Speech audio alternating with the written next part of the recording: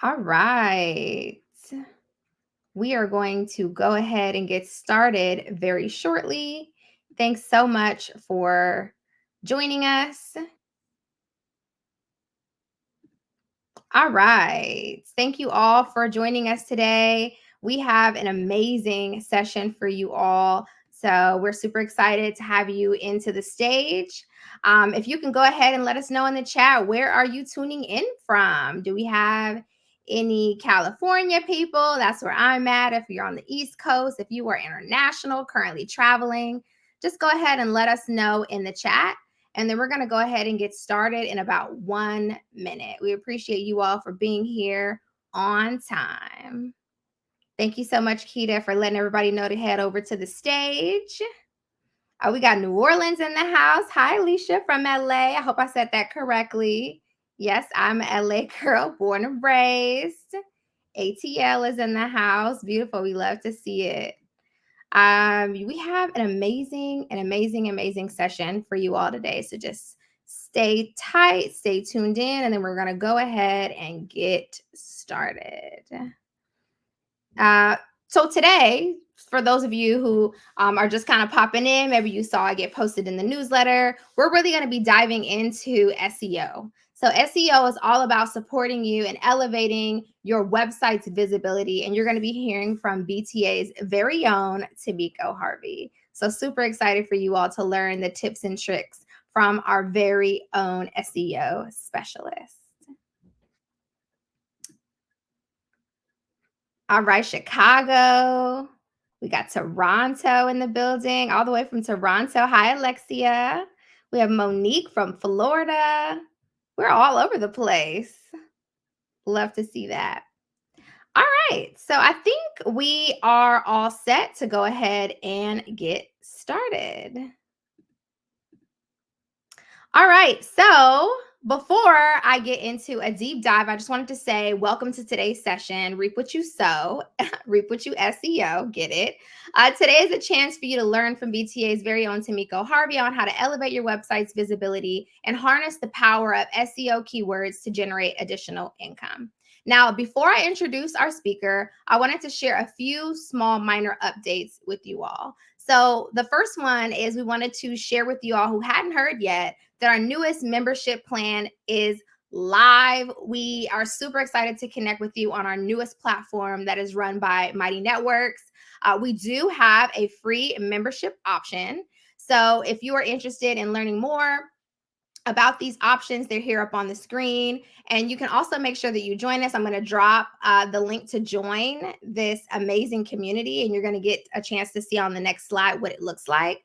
But I did want to break down quickly just some of the differences of the tiers that we have. So we have Freetown, which is you are able to receive this SEO amazing workshop by Tomiko for free as a part of your Freetown membership. You're also able to receive discounts on BTA merchandise, on conferences, as well as discounts on your wavelength ticket. As a Freetown member, you also have the ability to add on additional things to your membership, such as exclusive accountability groups and exclusive forums that are just for our Midtown and Uptown members. And you also can add on access to be able to participate in our drone workshops that are coming up very soon.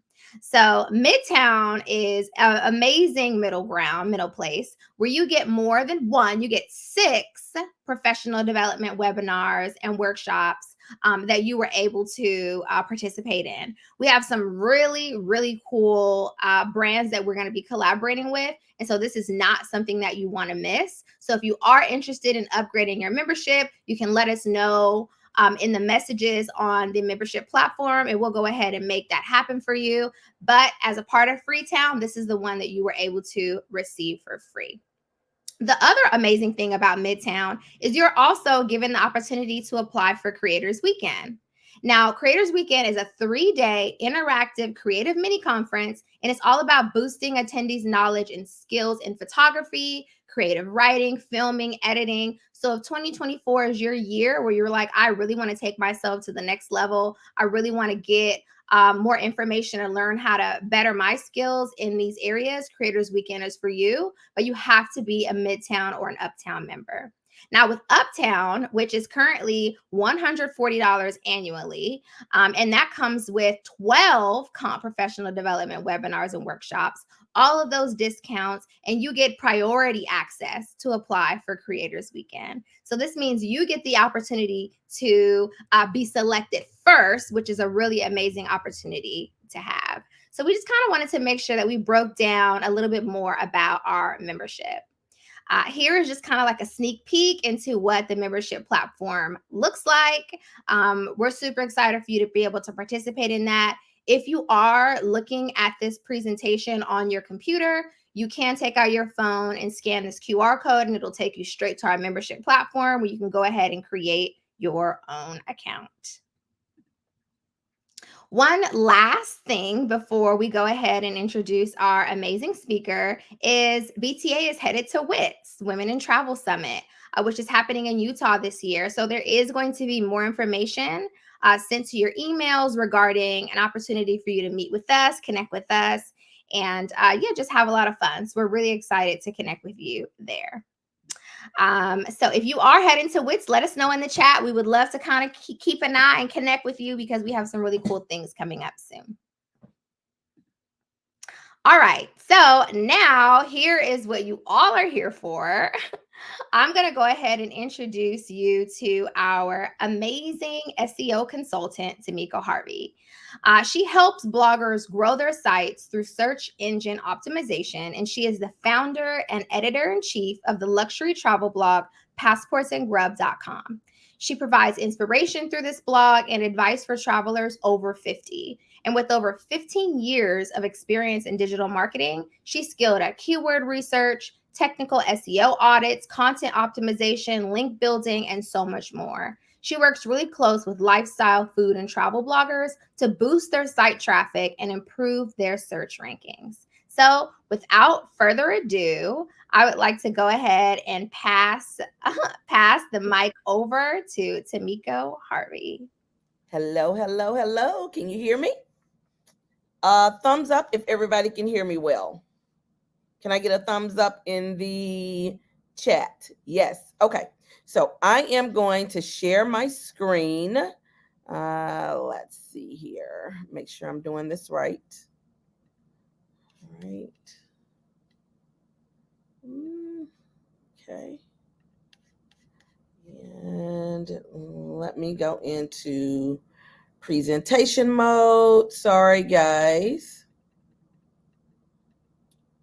Okay, so today we are going to talk about content clusters and what they mean and how that can help you really rank on Google. So first, I want to know who who here understands what a content cluster or a topic cluster is. Let thumbs up, 1 if you do, 2 if you don't understand what a cluster is. Does everybody not? Okay. Then, so a content cluster, think of it as, I love to use the analogy of a plastic surgeon. Would you go, I am a proponent of plastic surgery. I need to get some of this back fat out. But so would you go to a plastic surgeon that had only taken one course or one class in plastic surgery?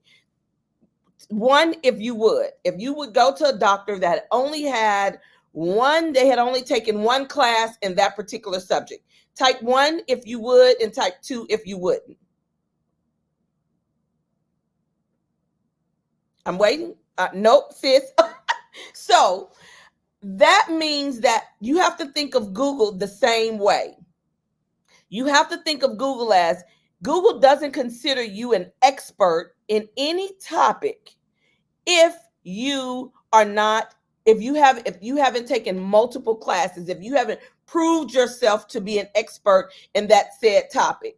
Google is not going to consider you an expert. So if you write about one subject, one destination does not make you an expert in the eyes of Google. The same as going to the doctor. Taking one class does not make you an expert, and people aren't going to trust you. So think about it in that way. So a content, let me move on to all right, here we go. So what is a content cluster? A content cluster is a group of related content pieces around a broader topic. The main piece is a comprehensive pillar, and then the surrounding topics sort of uplift that article. So for us, it would be travel. What's somebody in the office, in the comments, tell me what it is that you write about. I want this to be very interactive. I want to use you all as the gateway and not just talk. Even though you can't talk back to me, I want you in the comments. Somebody tell me travel, go a little bit further than travel and entertainment.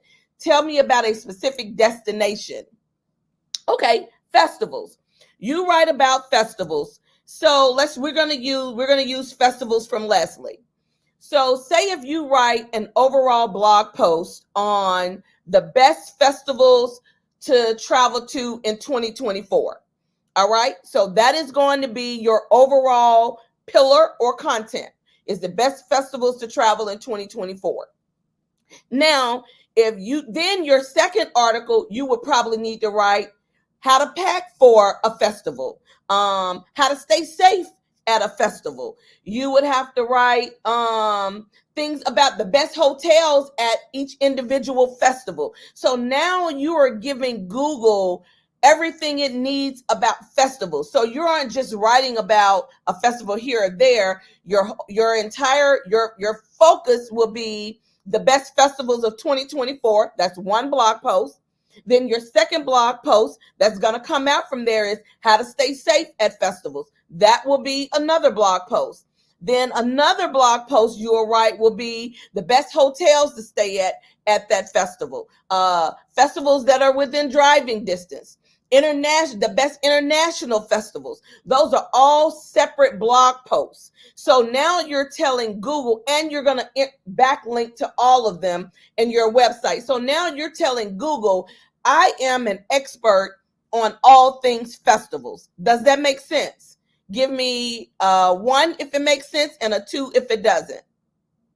So you're not just writing one article, you have to write about the entire subject matter in a way that Google says, oh, she isn't just writing a one-off, she just didn't write that one thing and now expects me, Google, to rank her on the top of Google. Why would Google rank you if you've only written one topic about one specific destination, about one specific thing? That does not make you an expert. And so Google is not going to rank your content. So you have to prove to Google that you are an expert. And that's where topic clusters come in, that you are showing Google, okay, here's my overall topic. And then here are all of the supporting topics that tell you that I am an expert. And at a minimum, you need to have 5 articles, per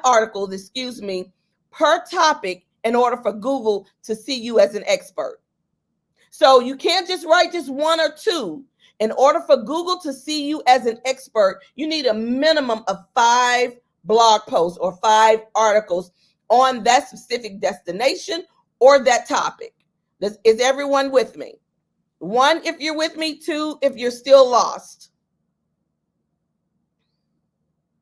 Everybody with me? So, okay. So now we're going to, let me see here. All right. So for us in the travel, can everyone see my page real good? As I talked about earlier, the pillar page is going to be your main arching theme. That is going to be the best festivals of 2024. I put in, because we're all travel, put here the ultimate guide to travel planning. Or someone earlier said it was about a destination. I think it was, I'm looking back through the comments, Carnival or Florida. I'm going to say Florida because that's where I am right now. I am in Santa Rosa Beach, Florida. So say if you wanted to write something about the best beaches in Florida, that is going to be your pillar page. That's the top one there. The best beaches in Florida. Then you're going to write the best things to do in Santa Rosa Beach, the best thing to do in, what's the one down the street? Begins with the P, where everybody else is.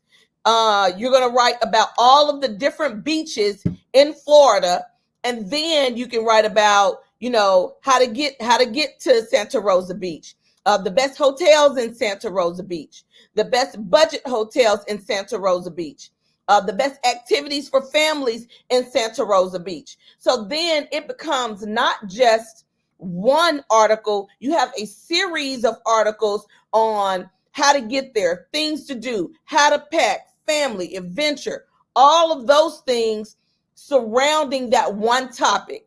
Someone who is Wonder Woman travels. She has made a face like she was confused. Are you confused? 1, if you are, and 2, if you're not. So does everyone understand what I'm saying around why clusters are important? You cannot write one article and expect to rank. Everybody's with me. Okay. You cannot write one article and expect to rank. You have to write a series of articles that shows Google that you are an authority in that subject matter. So again, you have to have your pillar topic. We're going to say Florida because I'm here. We're going to say things to do in Santa Rosa Beach, Florida. And that will be the best beaches in Florida. Then you're going to write other articles on the best hotels, what to do, the best budget-friendly hotels in Santa Rosa, the best luxury hotels in Santa Rosa, the best Airbnbs to stay in Santa Rosa. Those are all separate blog posts, and they backlink to each other. Are we all on the same page? Does anybody have any questions so far? If you have a question, 1, if you have a question. I'm going to give you all a second before I move on.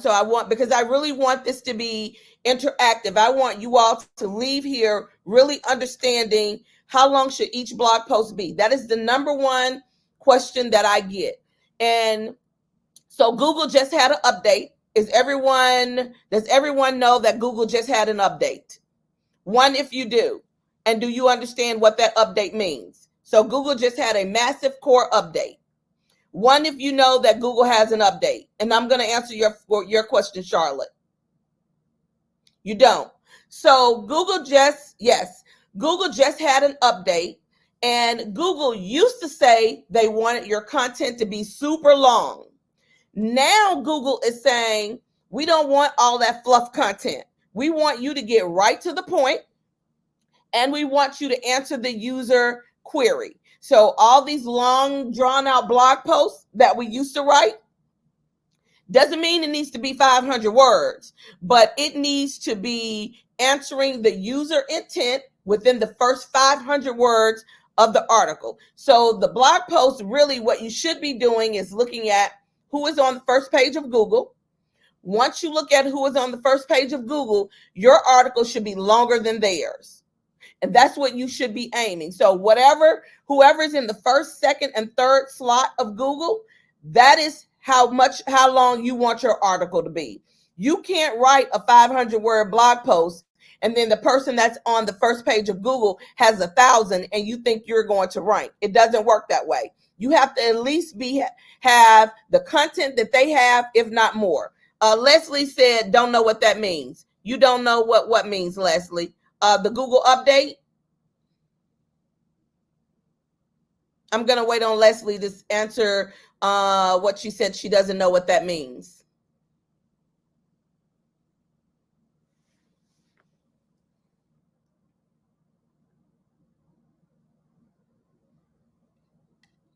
Oh, yes, but I'm caught up. Okay, perfect. So again, building content clusters, your main blog posts, and then everything else that goes around it. What to wear, family friendly, all of those, you should have supporting articles that support your main topic. All right. Let's see here. So cluster content allows you to comprehensively cover a topic because that is what Google wants you to do. So you can rank for, you don't have to rank for just one keyword. You can rank for multiple keywords. And again, you want Google to see you as an authority on a particular subject. If you write one blog post, you are not an authority. You will not ever rank, not ever. So that is what the purpose of cluster content is. Everybody with me? Everybody still with me? So now we're going to move on to keyword research and content clusters. Now, everybody who writes blog posts and do not do keyword research, and do not be ashamed, don't say you do it if you don't. If you are writing from your heart because you are passionate about a subject, type in 1 if you are not doing keyword research and you're writing because you're passionate about a subject and you just want to write about it. Type in 1.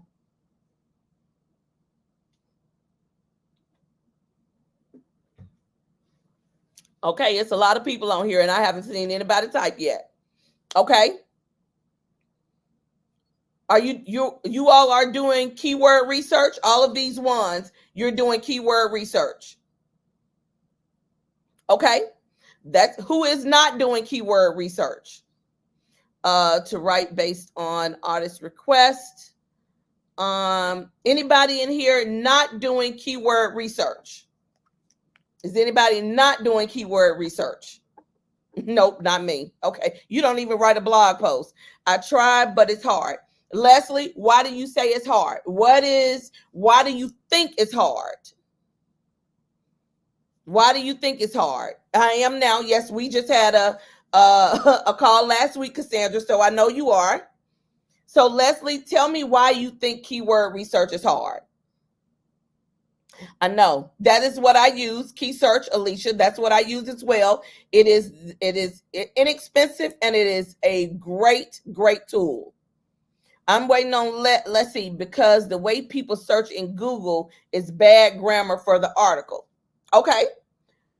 So Google doesn't care about the is, the a, and you may make a mistake. Google doesn't care about that. Google is smart enough to know what you mean when you are searching for a particular keyword. But the main reason that I ask you that is because if you're writing about a subject that no one is researching, then what you have is a diary. And you are wasting, if you want to monetize, what you have is a diary and it's not going to get you anywhere. So say if nobody cared about Santa Rosa Beach, Florida, but I am, oh my God, I'm having so much fun here. My daughter is out at the beach with her friends. But if I wanted to write about Santa Rosa Beach, Florida, but nobody cared about it, then there's no point in writing about a destination, a subject, a topic that no one is writing about. So I would have to do my research first and see if Santa Rosa Beach is something that people are researching. Then if it is, I start thinking about, okay, so I'm going to write about things to do at Santa Rosa Beach. Then I'm going to write another article on the best hotels in Santa Rosa Beach. The best area to stay in Santa Rosa Beach, the best restaurants to eat at in Santa Rosa Beach, the best bars in Santa Rosa Beach. So I start writing all of these different blog posts around this one topic.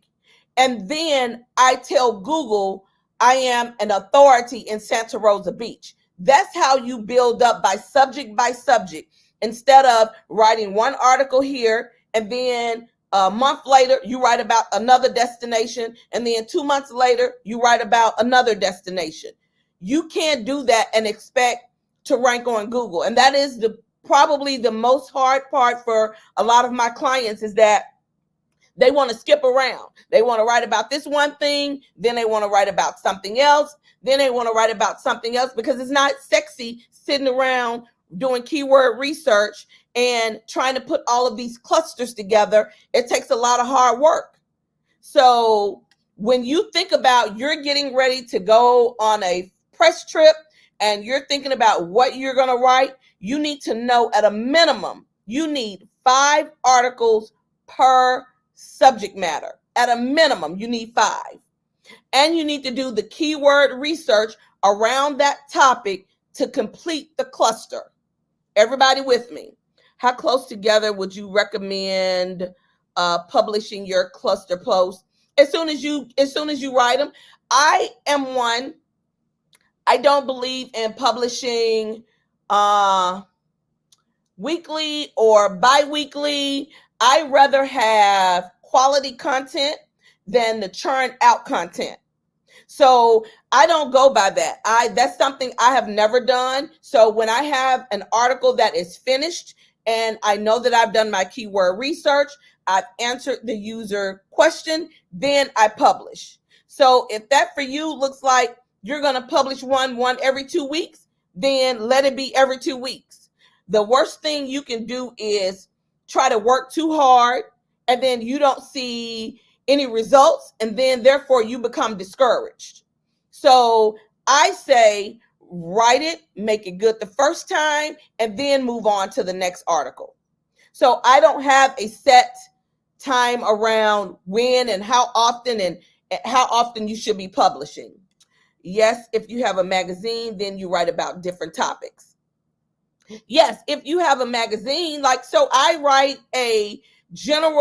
have a general blog post. It's not niche. So I write about every destination that I go to. But you still have to write enough articles on that destination in order for Google to see you as an expert on the topic. So what is your magazine about? What is the overall arching theme, Taylor, of the magazine? And then I'm going to answer the what if the top results are major publications. I'm going to answer that one next. But Taylor, what is the overall arching topic? When you say culture, what does that mean? You have to go a little bit deeper than culture focus. Arts and culture. So when you say arts and culture, are you talking about like art museums? When you're talking about culture, are you talking about food? Give me a little bit more meat than arts and culture, because that's a broad topic. So with broad topics, you really need to show Google that you are an expert. So I'll come back to you. We interview artists, filmmakers, and film directors. Okay, but that's one topic then. That's a very niche. If all you do is interview artists, filmmakers, and film directors, what you have to figure out then is what keywords are people interested in when they are researching those particular people. So you have to figure out what that overall arching keyword is, and then incorporate those into all of the interviews and things of that nature.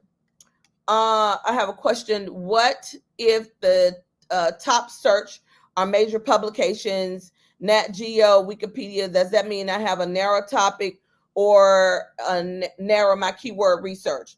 So I use keysearch.co. I'm going to drop the link out. Maybe we'll send it out. I use keysearch.co, and keysearch.co will tell you if you cannot rank for that particular word or not. So green means, of course, you can rank for it.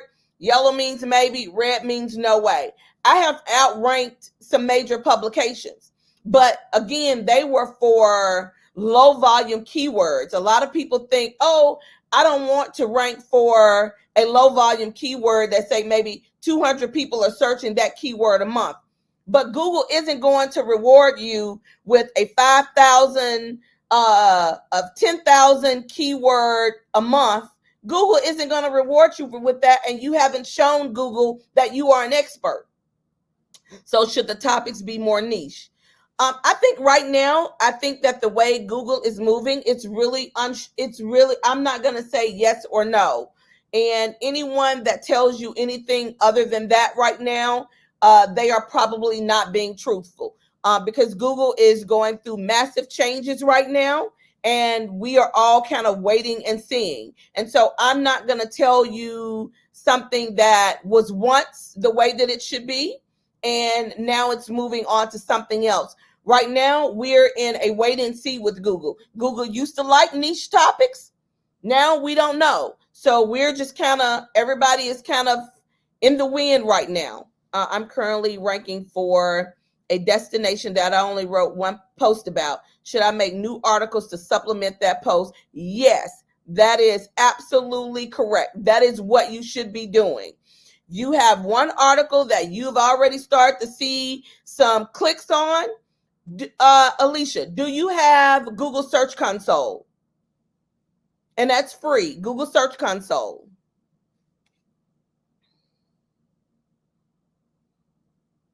Yes, if you have Google Search Console, Alicia. And if you don't, you need to connect Google Search Console, because Google's, yes, I have it, but I don't use it. Google Search Console tells you how people are currently finding you. So say whatever the article is that you are getting some traffic from, you may have some keywords in there that people are finding you and you don't even know, and you can write an entire different article on that. So for me, I like to talk about when I first started writing about safety. I had written a blog post on, is Mexico safe? And I started ranking for that. And then in Google Search Console, I started seeing people were, the phrase, is Cancun safe, was showing up in Google Search Console. I had not written about Cancun, even though I had been there. So I wrote a separate article on, is Cancun safe? Then is Cabo safe started showing up in my Google Search Console, because it was all around Mexico. So then I wrote an entire separate blog post on, is Cabo safe? So then I started having all of these cluster posts that uplifted the main post, which was, is Mexico safe?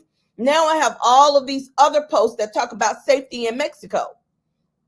How do you stay informed about Google's algorithm? So I do a lot of research. I am in a lot of SEO Facebook groups. I do my own research. I am signed up to a lot of email and newsletters. So you really have to stay on top of it and really understand who you're listening to. And if I don't know something, I'm not going to, like the other person asked me a little while ago, should it be niche?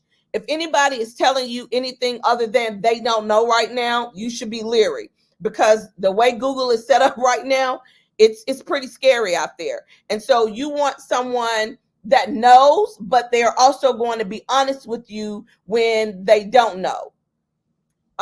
So let me move. Let's see here. So we were just talking about monitoring and adapting. Everyone should be start off with one blog post, and you should be monitoring if the keyword, if that cluster is working for you or not. If you're starting to see more searches in Google Search Console, if you are starting to see your traffic increase, we all should be monitoring. You can't track. You don't know if you're doing well if you're not tracking what you're doing. And so a lot of times, again, writing in SEO isn't sexy. You're not going to get that instant gratification that you get from Instagram. Well, we're not even getting that from Instagram anymore. But are you backlinking mostly to the pillar article? You're backlinking to all of them. Let me go back. Hold on. You're going to, this is your content, the pillar here. You're going to, let me see, you're going to, this is the pillar. So you're going to write your second post. You're going to link back into those two. Then when you write the third one, you're going to link back to the first one and link back to the second one. Then when you write another one, you're going to link back to the first pillar, and then you're going to link back to all three of these. And then you're going to have those linking to the new one. So it creates a circle. Does that make sense, Tanya? So the first one, that's the first one you're going to write your pillar. And then the second one, those two interlink together. Then you write a third blog post and you link all three of those together. They all should be interlinking to each other. So then you have to go back to the content pillar, the first one, and put in the second link into that one, and then put in the third link. They all should be interlinking to each other. Yes. You just don't write them and write them separately. They all have to interlink back to each other. That is what is telling Google that you are an expert in the subject, because Google will see that you are interlinking and backlinking all of those articles about a broad topic, that you're interlinking them all together. That's a good question. All right, let me go back. So we were just talking about the Google update. Again, Google does not want all these long blog posts anymore. They've changed what they once said. Does it help if we use keywords in our social media? So yes, now Instagram is doing keyword research. So whatever your reel is about, your keyword should be in the first sentence in your description. That is now the new thing. Instagram is doing keyword research. So you definitely should be using keywords in your social media posts, especially on Instagram and TikTok. Yes. Should we also backlink to the source site? You mean outlinking to another blog, to another article that you're using to give your article credit? Yes, you should. I try to always link to, because I do a lot of safety posts. So I always try to outlink to the us.gov. Those are, some really good, but yes, you should be outlinking to other places as well, because you're telling Google, linking to the festival site. Yes, definitely linking to the festival site. Yes, yes. And you should be like writing hotel posts, where to stay, what to pack for a festival, and then have your affiliate links in your what to pack for a festival. So I would have another blog post about what to pack for a festival and have all of my Amazon affiliate links in there. That's a whole nother blog post in and of itself. And then whatever festival is in the city, you need to have one about your hotels, which the best hotels to stay for X, Y, and Z festival, and then have affiliate links for that festival. That's income right there. Let's see. What were we saying about Google? Google no longer is rewarding lengthy content. Google is moving away from long form content. It prioritizes content that directly answers the user concisely. You should be answering the user. That doesn't mean you have to stop there, but Google wants you to answer the user query within the first 500 words. So that means in the first 2 to 3 paragraphs, if it is the best festivals in what's the best festivals in the US, if that's what the article is, in the second or third paragraph, you should be saying my favorite festivals this year are the XYZ, XYZ, XYZ, and XYZ festival, and then go in and talk about, where the festivals are. What does that mean for long form blog posts that have already posted? Should we do anything with that, especially if it's already ranking? Well, so I am currently myself kind of going through that. I had a lot of content that it had fluff in it because Google wanted all of this long form content. So I am going back through my articles, and if it's just me writing to fill the page up, then I am removing it. If it's already ranking, I would leave it alone. If it's lost ranking, then I would go in and clean it up a little bit. If Q&As, well, you can do a Q&A. So I don't do a Q&A. What I do at the very top of my articles now, maybe in the third paragraph, I do a summary, which is like a Q&A. So if it's, say, I'm going to say safety in Mexico, then I'll do a summary at the very top. And at that summary, I will say it'll be like 4 bullet points. So I put that at the very top because that is telling Google that I am answering the user query. If that makes sense. Does that make sense? So instead of doing a Q&A, I write a summary at the very top, and I have like 3 or 4 bullet points that talk about answering the user query, but I am still writing a blog post. How do I tell if I lost ranking? Google Search Console or your Google Analytics? My traffic, this is a transparency. I'm completely honest. I was getting probably about 150,000 page views a month. Right now, I'm probably about 30. So I've lost a great deal of traffic due to the update. And Google is now in the middle of another core update, reversing what they previously did. So I am hopeful that my traffic will return. So yes, your Google Search Console or Google Analytics will tell you if you've lost ranking. All right, how to contact me. My website is tomikoharvey.com. My email address is tomiko@tomikoharvey. Instagram, tomiko.harvey. I am about to have a cracking the key search keyword webinar that is on April the 11th. Here's the link. And if you all want to sign up for that, you are more than welcome to, or you can go to my website and sign up for a one-on-one. But let's see, does anybody else have any other questions regarding cluster content? We have I wanted to leave the last 15 minutes or so for questions.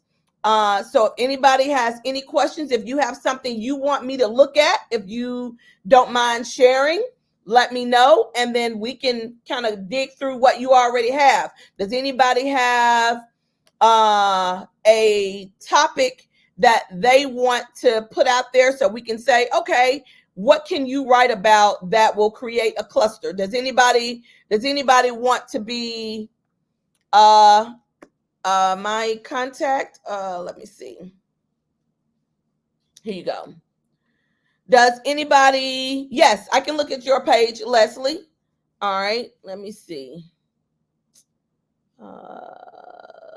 Let's trying to see if I can a vibe called Fest.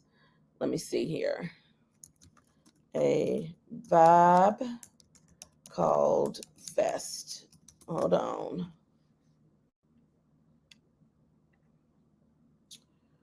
So 1 second, Leslie. I'm pulling you up. All right. A vibe calls Fest. Search the site. Hip hop, rap. Okay. Food and wine.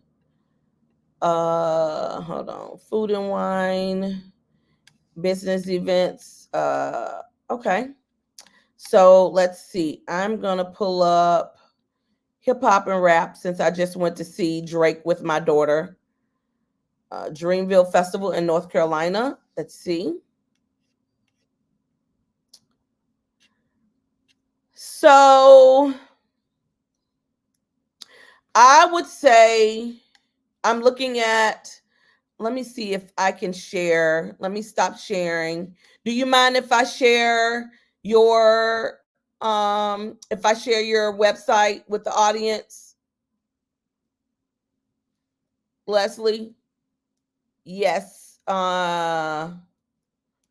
Before I press share, do you mind if I share?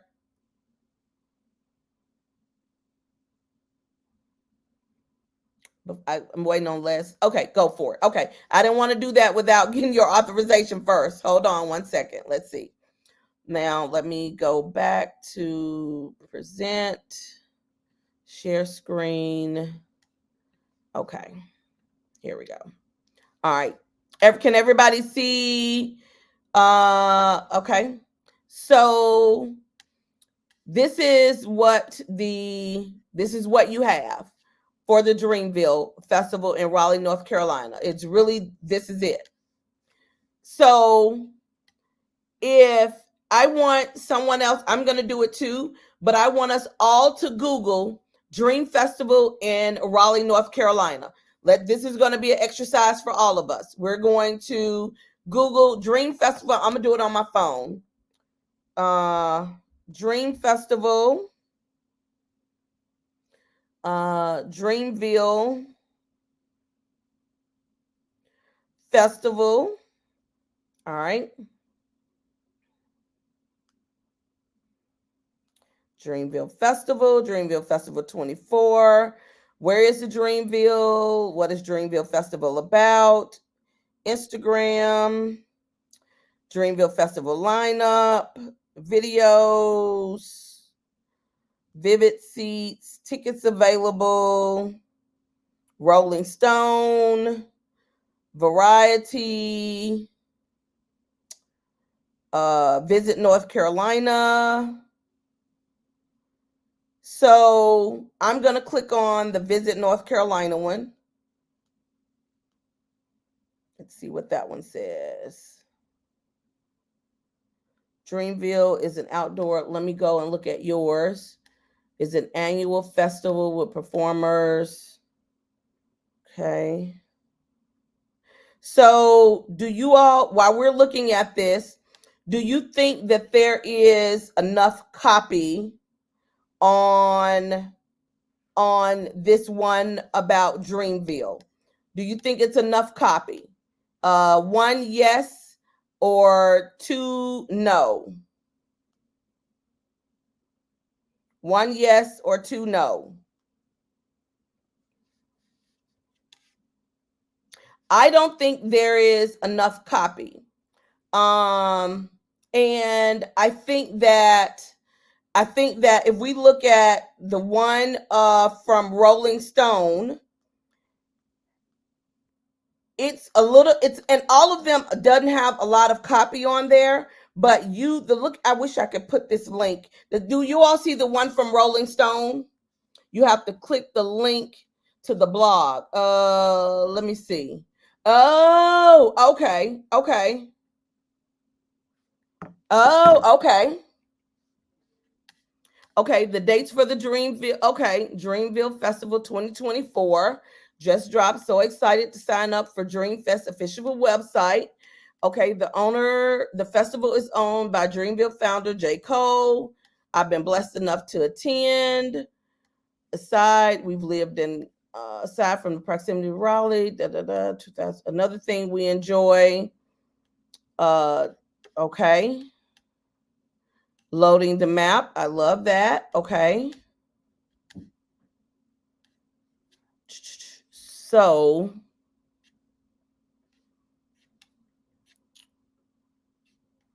okay. Are you updating this annually? Are you just updating this one blog post annually? Or are you creating a new one every year?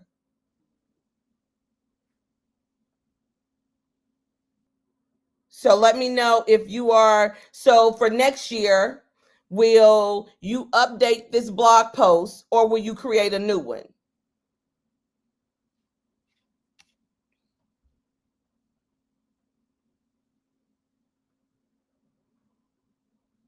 There's another post that's newer. I see how that is confusing. So correct. You should only have one blog post about Dreamville Festival 2023 or whatever it is, whatever the year is. And the only thing you need to do is update the date. So for me, I have one on the Belize Lobster Festival, right? The Belize Lobster Festival happens every year. I don't have to go in and write another article for that Belize Lobster Festival. The Lobster Festival is going to happen. I have to go in then and change the dates when they release the new dates for the Belize Lobster Festival.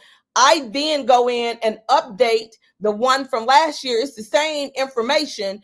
I'm just going in, you would just go in and change the dates and change the artists that are going to be there, because this is kind of confusing. So do you update the heading of the blog post with the year, or you keep it general?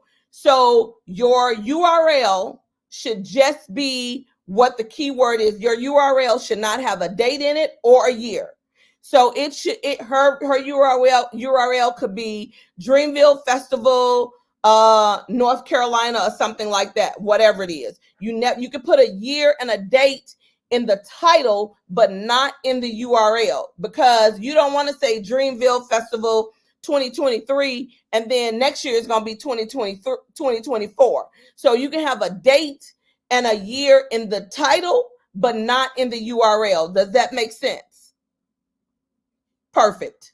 So you need to decide, do you want to cover this a little bit more extensively and talk about how it started, the people that are going to be there, when you should be buying tickets, how far in advance you should be. People, remember, you are a source of information when people are wanting to buy tickets to Dreamville.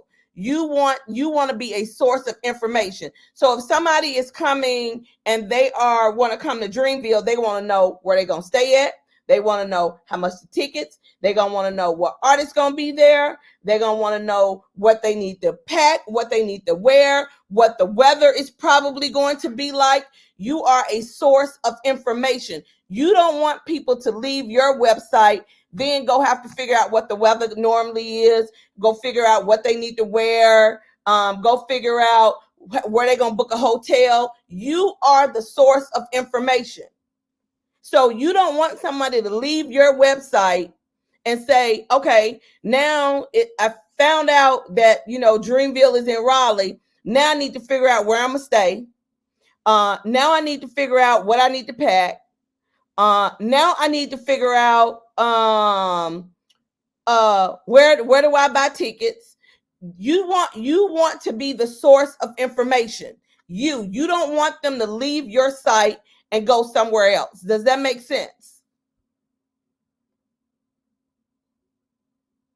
Somebody else asked the question up there. I think you have to. Okay. So if I were you, I would go in on this one. You could go down to at the bottom and sort of after you've done talking about it, let me see, plan your trip.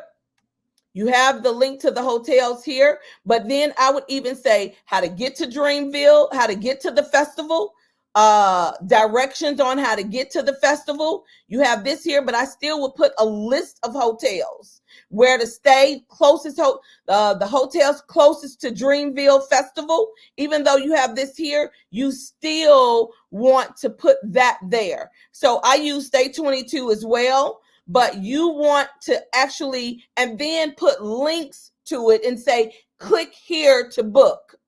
You want to do that. Let's see. Let me go back down here. I just upgraded.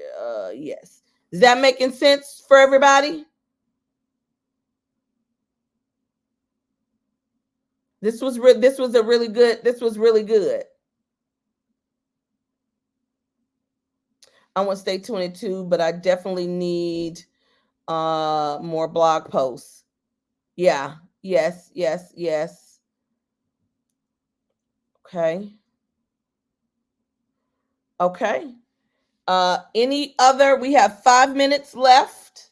Any other questions? But I think this can really be really good. You need to look at who is ranking for Dreamville, and then from there, you need to sort of figure out what they have that you don't have. You need to take this 2023, because we're not in 2023 anymore. And so you need to say Dreamville Festival 2024. The dates for the Dreamville. So let's get excited. Official. You link it to the festival is on. And then I even would here up right above here, I would come down if you can, oh dang. Right where it says perform every year, I would come down right under there and I would put the dates. I would put date. I would do a bullet point for the date. I would do a bullet point for each artist that is going to be there. I would do a bullet point for the cost. I would do a bullet point for the location. So right under this, I would do Dreamville Festival summary, and under that summary, you're going to put the date, a bullet point for the date, a bullet point for the time, a bullet point for the venue, a bullet point for the cost, and make it so that every people aren't having to read. You want them to stay there, but we know how people brains work. So you want to have bullet points so they'll know, okay, this is everything that I need right here. I had that a little bit. Let me see. Yes. What's your blog? Jamila.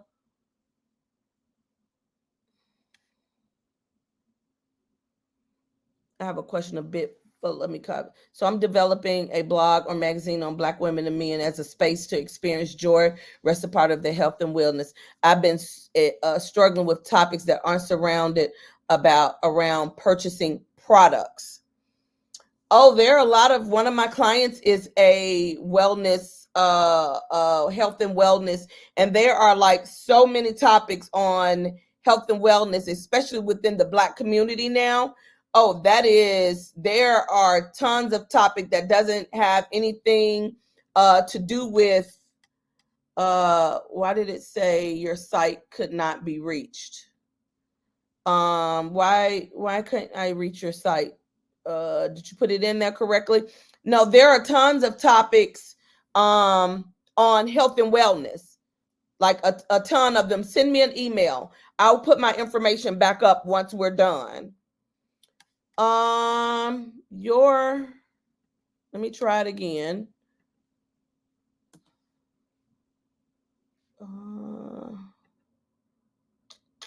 Hmm. Let me try. I don't know why yours isn't coming up. Let me try this one. Let me see. Hold on.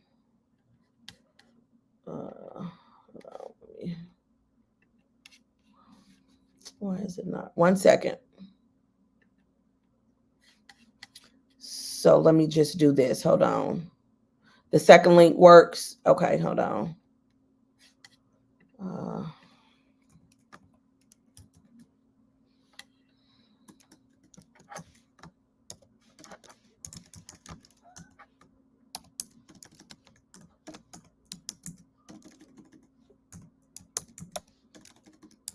1 second.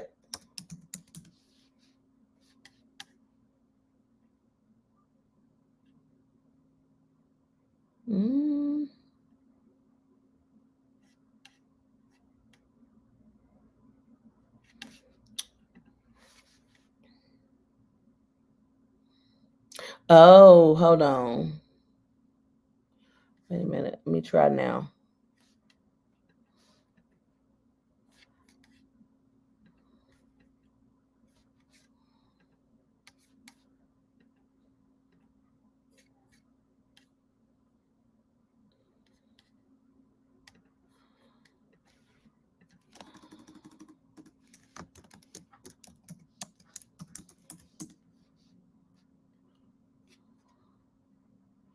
I don't know why it's not coming up for me. Hold on.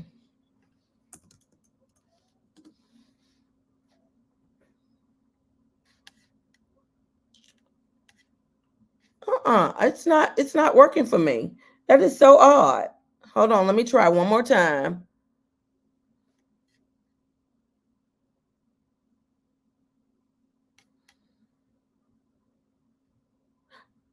Oh, wait a minute. Maybe that's it. Hold on. I think I figured it out.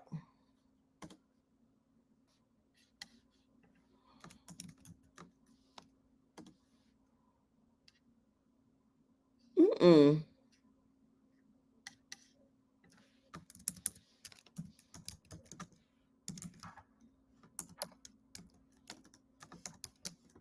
Sorry, y'all. Hold on. Okay, there we go. That was really, really odd. But even when you don't, okay, let me stop sharing so I can share again. Hold on. Stop sharing and then present. Here we go. Share screen. Here we go. Okay. There we go. But you may need to check on that. Even when I just typed it in separately, it did not show up. That was really, really odd. Okay, so which one you want me let's see here. Which one you want me to take a look at? This looks really nice though. This looks really, really, really nice just off looks. Which one you want me to take a look at first? You want me to just pick one? Let me see. Unique things to do in Miami. Oh, since you are Miami, I am going to put I'm gonna do bachelorette. I'm going to do unique things to do in Miami. Okay. So first things first is, let me make sure you can see me. First thing first is you start out with how to get there. The very first sentence of your blog should be your keyword. If things to do in Miami is what you want to rank for, then you need to be right here. I always start my blog with a question. So you shouldn't be how to get there. It should be, are you looking for unique things to do in Miami, in Miami, Florida? Look no further. You're in the right place. I'm going to tell you about all the unique things to do in Miami, Florida, from whatever X, Y, Z, A, B, C, D, E, F, G, blah, blah, blah. Then that is how you start your article, not with how to get there. How to get there isn't telling Google what this article is about. Does that make sense? Your first word out the gate needs to be what you want to rank for. Your first word out the bank is when you ride the Bright Line, you can get there from Fort Lauderdale. That's not what this is about. So you're not telling Google what your article is about. You're talking about transportation. Right out the gate, you should be, hey, are you looking for unique things to do in Miami, Florida? Whether you are a solo traveler, whether you are couples, whether you are family, I am going to provide you with the best things. So you don't want to use unique things twice, with the best things to do in Miami, Florida, from going to the beach to the best restaurants to the best hotels, activities, cultural things. I'm going to provide you with all the things to do in Miami, Florida. Keep reading. Does that make sense? All right. So then if you go down, this at the bottom, how to get there, this needs to be at the very bottom. That doesn't even need to be at the top. How to get there should be at the very, very bottom. People that are coming that are reading about unique things to do in Miami, they don't want to see how to get there first. That needs to be at the bottom. They want you to tell them things to do in Miami. So then you could say, then from there, your next sentence after you do your little intro right here should be, here are the best things to do in Miami, Florida, should be your H2 heading.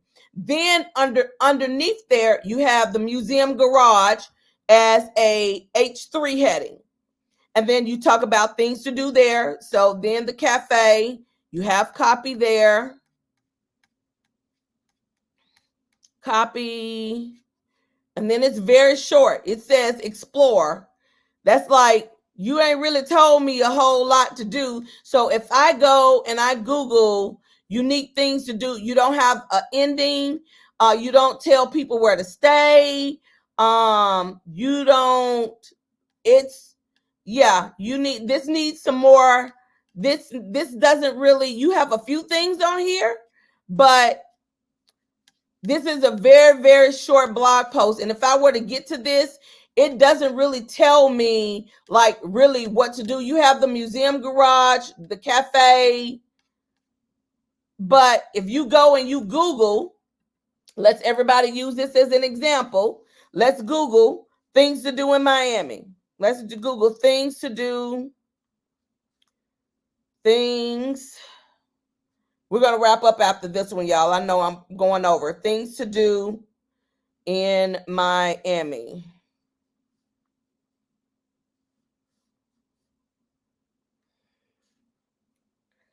So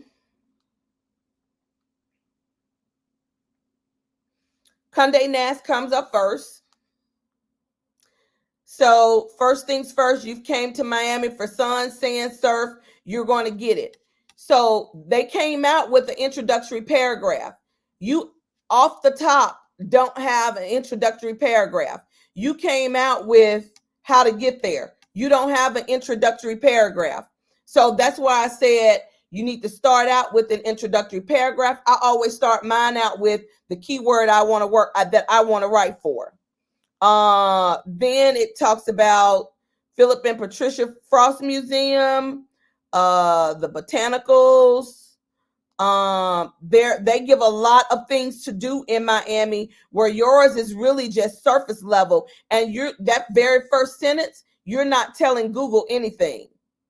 And then they also tell where to stay, walking tours, and they have Book Now, the Contemporary Art Museum, South Beach. I didn't even think I saw anything about South Beach in yours. The theater, deep sea fishing, Miami Design District, the lighthouse. So you need to go and look at who is on the first page of Google now, and see. You don't have to copy, but you need to have the things that they have in their article. You need to have in yours. You only have like five things. Lincoln Road Mall. Like theirs is like long. It is like long.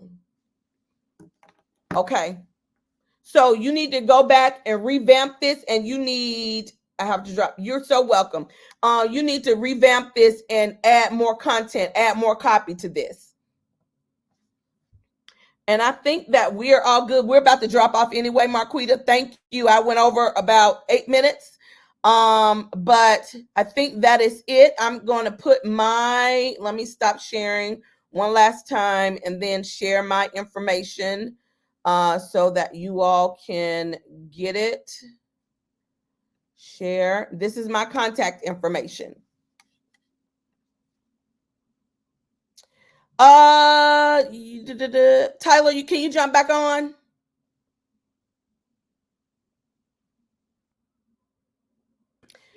Sure. Will the presentation be sent out afterwards? Yes, we will do that. Yes. Any other? I think we're all good then. Thank you all. I appreciate you all. I hope you all got something out of it today. Please reach out if you have any questions. That is what we are here for. We want us all to win. We want us all to get these coins. And so let me know if you have any questions. Bye, everyone. We appreciate you. Have a good rest of your day. All right. Thank you.